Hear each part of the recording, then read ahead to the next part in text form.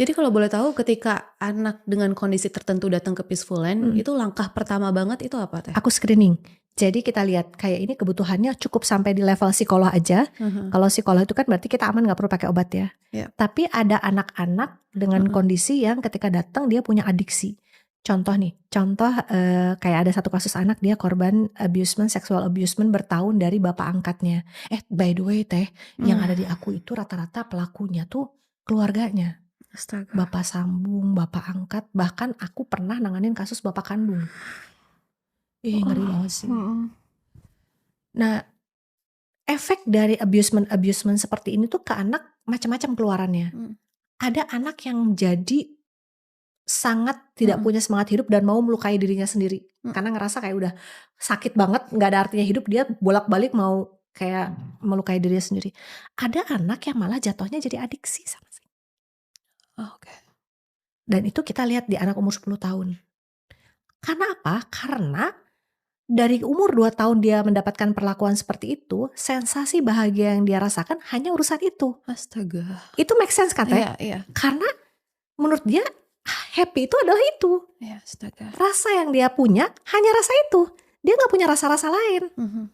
Kalau anak-anak kita kan rasanya banyak ya. Iya. Kalau dia rasa tuh cuma itu. Sehingga tau gak sih datang ke kita dimintain tolong sama Dinsos Garut. Karena apa? Dinsos Garut kewalahan ini anak. Dinsos kan punya rumah singgah itu rumah kayak kamar-kamar doang ya. Gak bisa Teh, cowok dikejar-kejar sama dia. Astaga. Libidonya tinggi banget.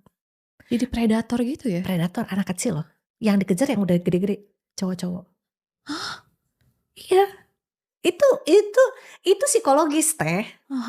Ini penyakit, bukan dia anak jahat, anak yang bejat. Enggak, ini psikologis. Mana ada sih anak lahir tiba-tiba jadi punya kecenderungan kayak gitu kalau gak dikenalin.